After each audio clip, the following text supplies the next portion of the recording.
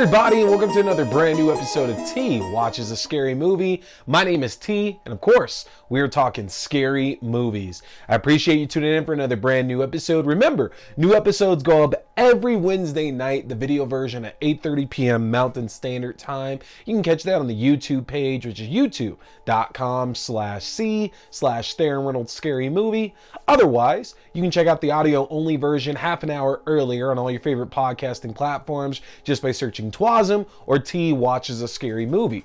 But the best way to stay up to date on new videos, new audio versions, TikToks, letterbox reviews, all the stuff that I'm putting out is to get subscribed to the Linktree. That's linktr.ee/T Scary Movie. If you get subscribed to the Linktree, again, you'll get alerted for new videos, new audio files, new TikToks, the written reviews and movies I do on Letterboxd, pretty much everything that I'm putting out there. That's going to be the best way to stay up on that. So subscribe to the Linktree, but you can also subscribe to the YouTube page or any of the podcasting platforms as well.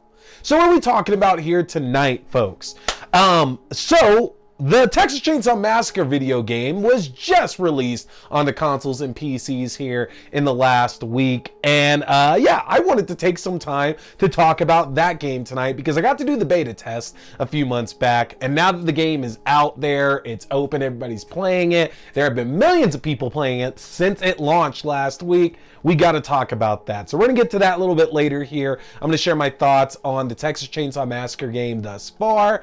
But we got some other great stuff to talk to y'all about tonight as well, too. So this past weekend here in Denver, Colorado, we held Crypticon Denver, a new horror convention that's been making its way around the country. I say new to Colorado here, but a horror convention that's making its way across the country. Finally had a stop here in Denver for its first show here. And after not really having too many horror shows over the last 5-6 years or so at this point, it was a welcome presence to have them out there. First of all, their guest list they had coming out, they had Alex Vincent and Christina Elise from Chucky, the Child's Play series, whatever you want to call it. We had Ari Lehman and his band First Jason out here as well too. Lee Waddell, Heather Langenkamp, Adrian Barbeau was here. Folks, they had a lot of big names out here for this show.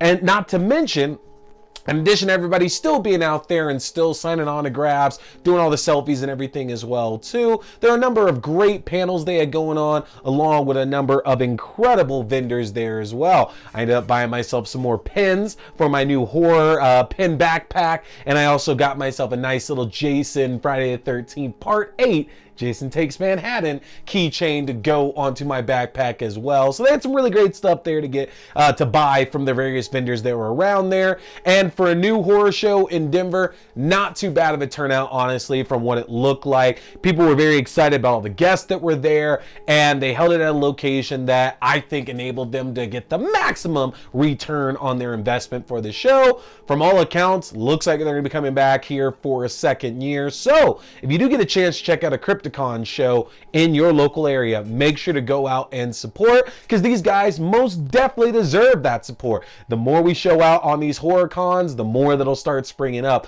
all across the country, and I need more in Denver. So help a brother out by showing up to these bigger horror shows that are coming around the country right now, folks.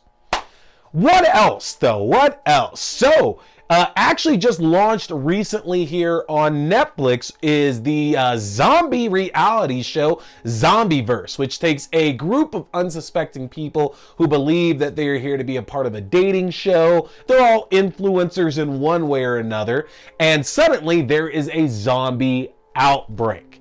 Now, this show reminded me very, very much of another reality show that was back on, I want to say Discovery back in the day, called The Colony, where they took a group of participants and put them in a simulated end of the world environment, whether it was, a nuclear apocalypse or some kind of virus that ran rampant over the world. Whatever the case was, they took a group of people and put them in this simulated environment to where they were then supposed to live and basically carry out all these challenges over a period of time to show what they would do after the world ended.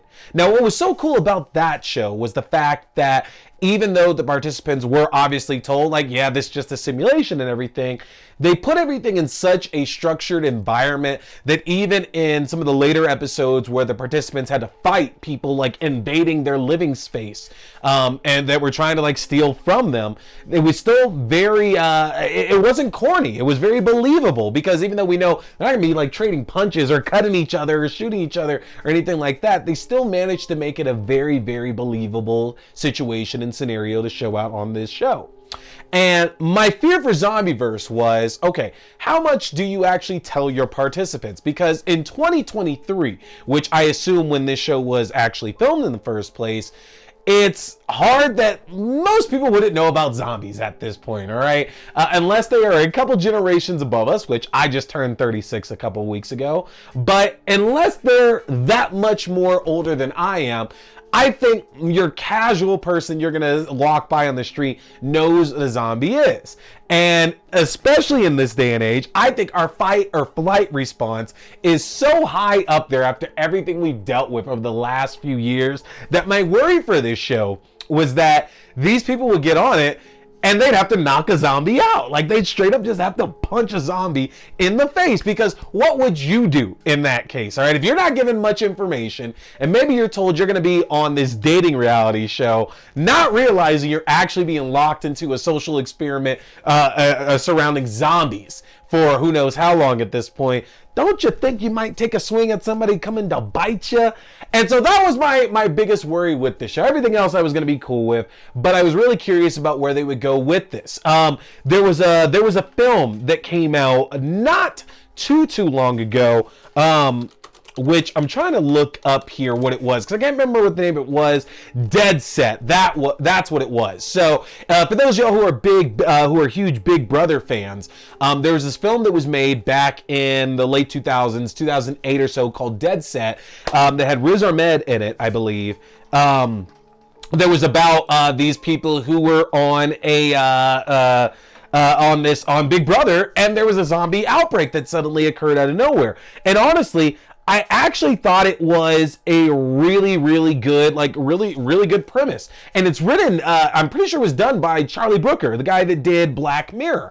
So if you haven't seen it, definitely worth a watch if you can pick it up at any point there. But that also kind of explored the idea of taking people in a reality show situation and just flooding them in the world of zombies. And greatly done. Fantastic miniseries. I haven't watched a little bit at this point. And I was curious about whether or not this would be stuck in one place, whether they're traversing all over the country with this, because I believe this is set in Korea. And I was very, very surprised to see how much of an open kind of environment that these contestants are placed in. Like, they go to do this reality show, the zombie outbreak occurs, and suddenly they're all banding together and they're being driven off to this other location. And it's very, very much controlled. But I was enjoying the fact that as much as it could seem as it's controlled, it still was very enjoyable. Like, it was still very, very realistic. Because obviously, us as viewers, we know zombies aren't a thing. This is not something that's really going to happen. But the fact that these people are really fighting for their lives, and they're scared, and they're running, and they're doing all of this, they're having these real conversations, and they're laughing, and they're crying. And I loved seeing these realistic reactions to everything that was going on. And it's still hard to say whether or not I think that, whether or not I believe they've told the contestants a good chunk of what they need to know about this show or not. The jury's still out on that for sure, but you guys should definitely go check this out right now on Netflix to see what you think. Watch the first few episodes. I'm 3 episodes in right now. We've been watching it in my watch party Wednesday nights in our Discord for the last couple weeks as well. Get up to episode 3. Let me know what you think. Do you think the contestants on this show have been made well aware of what they're getting into at this point, or are they all being bamboozled? Is this something that's just completely under the radar and we're going to see how far they can get with it? Let me know in the comment section, folks, because I definitely want to hear what you think about Zombieverse.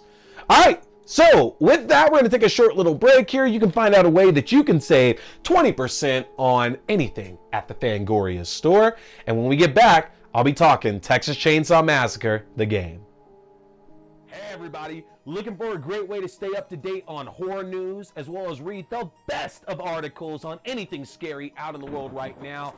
Then you need to head over to the Fangoria shop and get yourself a subscription. If you go to shop.fangoria.com/AXDEW, you can use my own personalized 20% discount to save 20% off on Fangoria magazine subscriptions, as well as 20% off any other items in their fantastic shop. This is a great deal. If you've ever been wanting to get yourself a subscription, now is the time to do so. Head to shop.fangoria.com/AXDEW. Welcome back to T Watches a Scary Movie, everybody. Again, don't forget you can save 20% on your Fangoria orders by using my discount code to get that special. We are here to talk about Texas Chainsaw Massacre, the game, the latest interactive multiplayer game from Gun Media, same company that brought us Friday the 13th, the game, just a few years ago. Now, if you played Friday the 13th, the game before, which I have, I was a backer on the Kickstarter for it. Love that game. Sad to see that it's finally coming to an end here.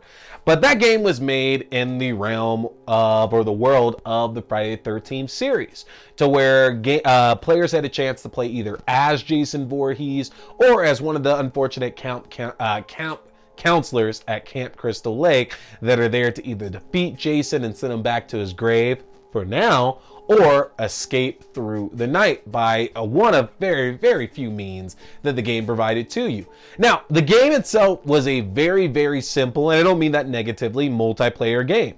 The goal of Jason was to kill all the counselors on the map, and the goal of the counselors were either to find a way to kill Jason, to escape by calling the police, to escape by boat or by car, or simply to survive the night. And that was really it in terms of objectives. The game was really meant to be played online with other people, although there is an offline mode that you can set up bots to play against if you're going to be playing as Jason. And after seeing a game like that came out, regardless of what your opinion was on it, because it is a very repetitive game, but that's the kind of world we exist in these days.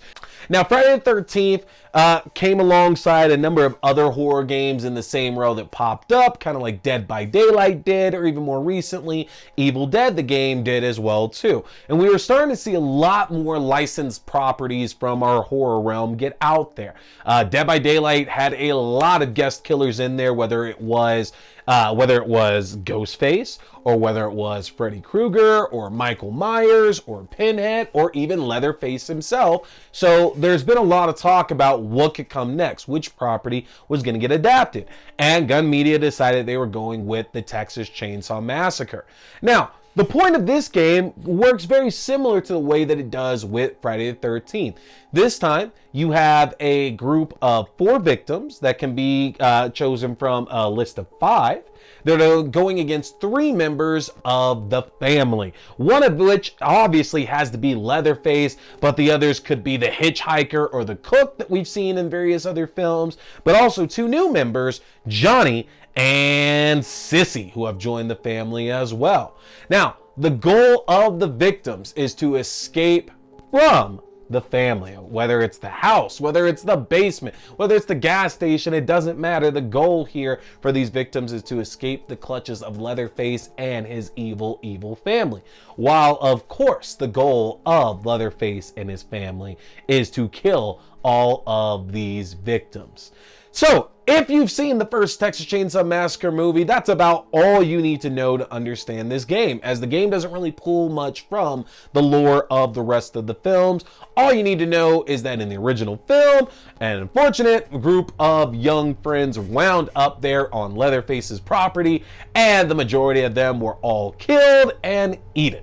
And that's really what we're getting here. There is a little bit of backstory with our lead character, Anna Flores, who is looking for her sister Maria with the help of her friends, and they've ended up in the clutches of Leatherface. And that's about it at this point, folks. Now, In terms of gameplay, if you've played most of our multiplayer games in the horror realm that are out there right now, you're going to have a good leg up on this. As if you're playing as the victims, you're not really there to kill, much less damage the family members at all. Your job here is to open doors, open passageways, it's to pick locks, it's to defuse batteries, it's to open electrified fences. Your goal basically is to get through this map and help your teammates out of the basement to where you start and eventually escape from the house.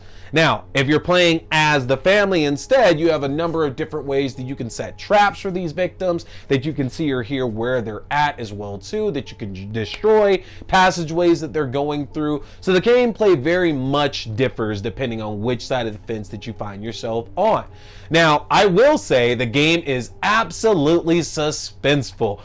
They make the right choice to where while all the victims start off in the basement, so does Leatherface as well too. Yes, the two other killers are going to be starting up on the top level of the house or wherever you are, what map you're playing, but Leatherface starts in the basement with you, and it's not long that you're going to play before you start hearing the revving of that chainsaw going off, and that sends chills down your spine. Hearing Leatherface might be closer to you than you honestly think. The game also sets up this system to where Grandpa, the patriarch of Leatherface's family, works to kind of identify other victims on the map by the killers feeding him blood. Now, the victims have a chance to avoid this just by standing still, but if you're being chased down, how still can you honestly stand? Now, I've played a number of rounds at this point. The customization in it is incredible as well too. There's a number of different perks that each character has access to, which will help put different variations on each match that you play, whether that means different cooldown times for the special abilities that you get, as some characters have the ability to hear a bit further than their vicinity that they're in. Some characters have a special ability to knock down members of the family to help your fellow victims escape in a few seconds. There's all these perks that victims can have equipped, as well as they have the ability to add skill points to their various trees that they have that'll help them whip their various traits throughout the game as well too. So there's a lot of customization in here as well. Each of the victims have a various amount of costumes that you can earn to unlock to dress them in as well. When it comes down to gameplay, this is absolutely something that you can pop in just for a quick match or two, and you don't really need to actually worry about having a bunch of friends ready to play with you. That's one thing that I really did like about Friday the 13th, and I know I'm going to like a lot here about Texas Chainsaw Massacre. Yeah, the game's a lot more fun if you have a group of your own friends to play with, and maybe if y'all are on differing sides of victims versus the family. But even if you don't have anybody, even if you don't have yourself a headset, this is still a really, really fun game to play for sure.